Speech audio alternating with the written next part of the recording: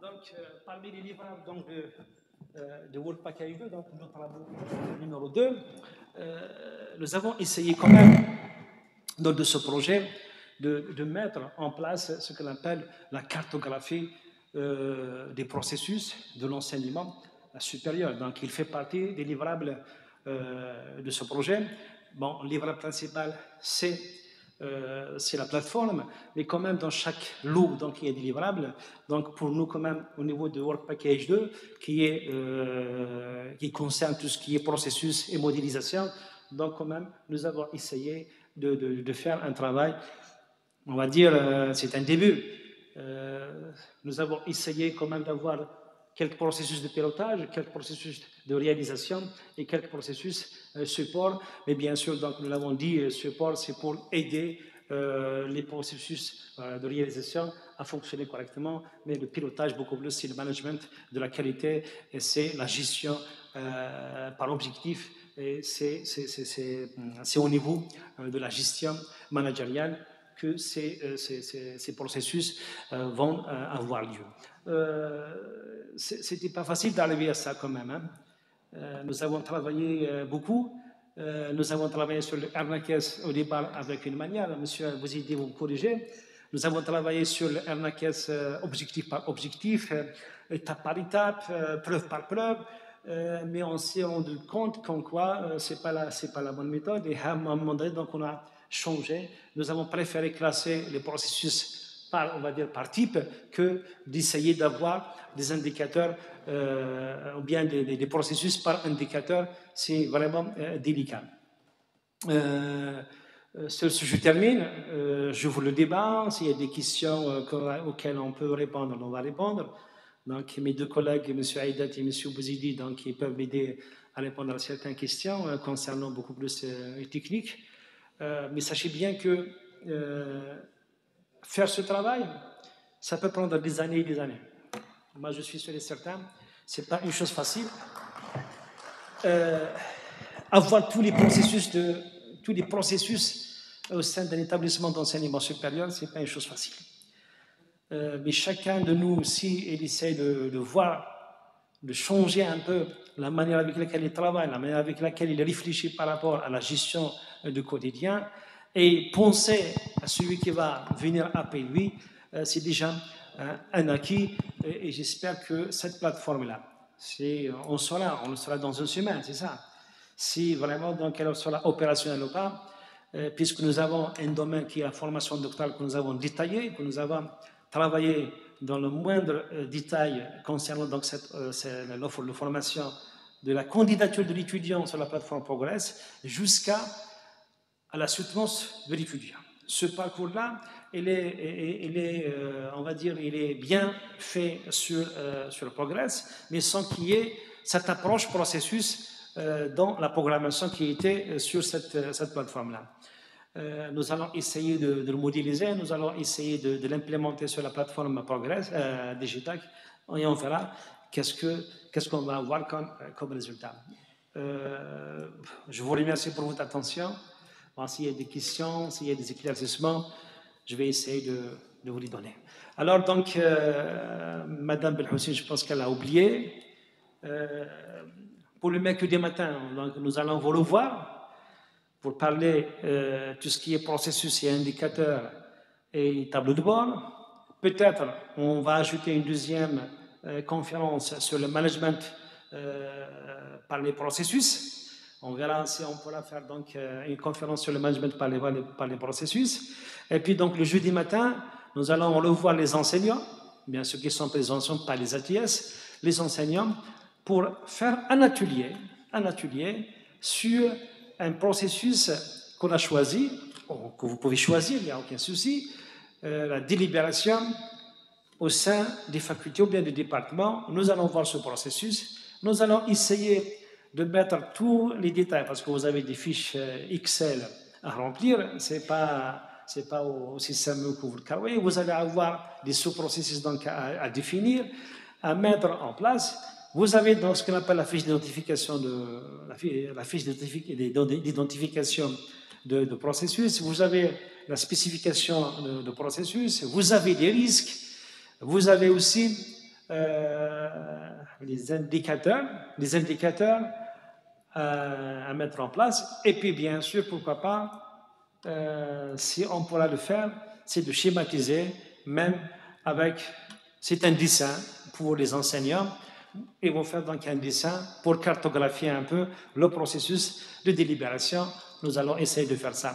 Pour les ATS, je pense entre le 13 et le 6, le 13 et le 16, de 13 au 11, vous allez avoir votre propre formation, mais cette fois-ci, vous allez utiliser vous allez utiliser le BPMN pour exécuter automatiquement un processus quelconque, ou bien si on arrive donc à faire un processus donc avec les enseignants, c'est ce processus-là que nous allons essayer d'exécuter sur BPMN.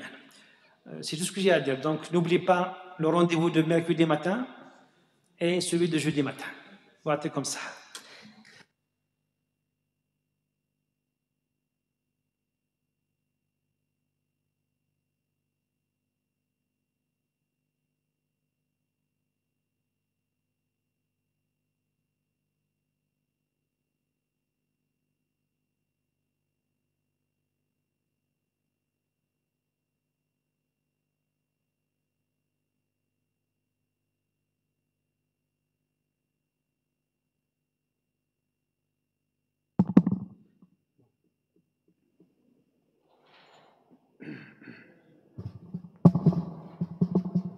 Monsieur Bey, je vous remercie pour votre conférence, surtout sur le volet numérisation. Également, Madame Belhussein a fait la présentation des avancements des activités du projet. Bravo, vous étiez vraiment avancé. Donc, mon intervention, j'aimerais intervenir sur 2 points. Le premier point concernant toutes ces plateformes. Nous avons beaucoup de plateformes et maintenant, nous nous sommes perdus, les mots de passe, non utilisateurs, mots de passe, etc. Donc, chaque fois, est-ce qu'il y a moyen de créer un portail? Là, donc, il sera facile. Donc, on rentre avec peu de variantes concernant les mots de passe. Vous avez compris. Ma deuxième intervention, pourquoi, surtout dans le projet Digitac, nous sommes en 2024, pourquoi vous n'avez pas réfléchi, pensé à introduire l'intelligence artificielle? Parce que ça va concerner tous les volets, et notamment les enseignements à distance. Moi, je veux choisir un cours en anglais sur, par exemple, soit local, soit régional, soit national. Et là, donc intelligemment, le cours il sera choisi. L'intelligence artificielle. Dans quel sens? C'est-à-dire, ça va nous faciliter une meilleure exploitation de la plateforme Digitac. Par exemple, si je cherche un cours en anglais, je veux faire un cours à distance. Je n'ai pas besoin de demander auprès des vice-recteurs, etc. Donc, avec l'intelligence artificielle, il va faire une petite recherche dans le réseau et on va détecter un cours bien fait, par exemple, et qui est prêt et qui est en norme. On va le faire à distance, par exemple, dans le cadre des enseignements à distance. Voilà ma question. Je vous remercie une autre fois et avoir la parole. Merci.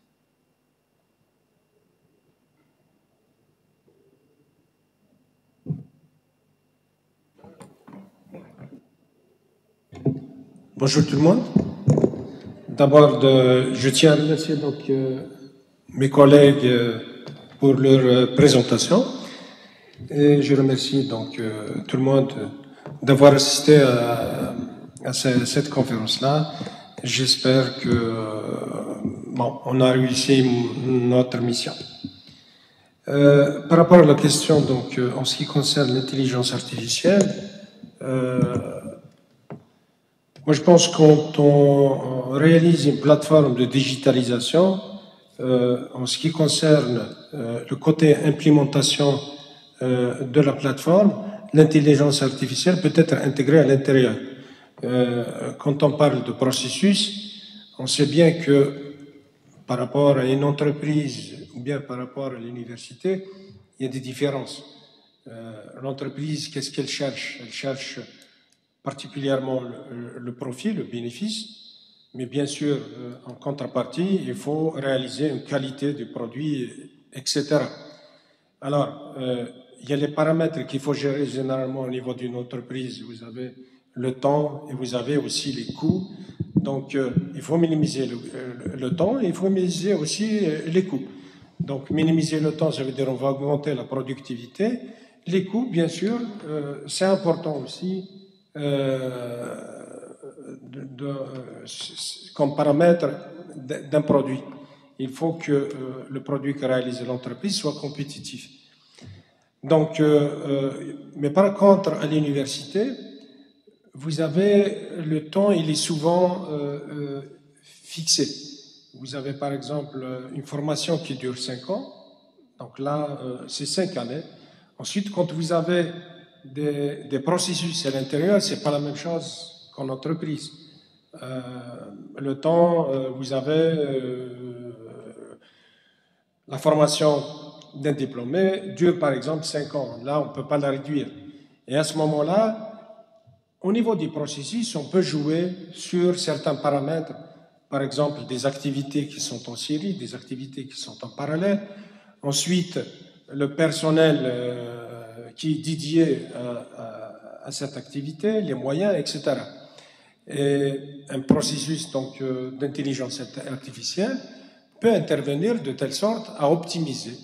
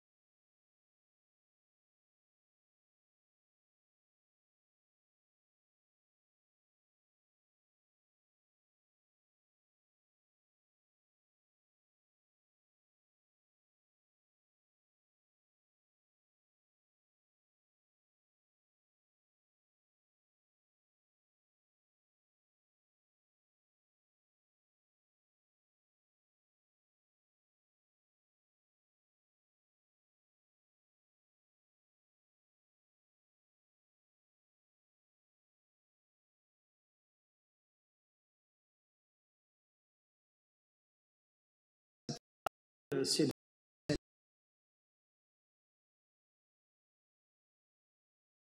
on a accès, d'accord, c'est par faculté.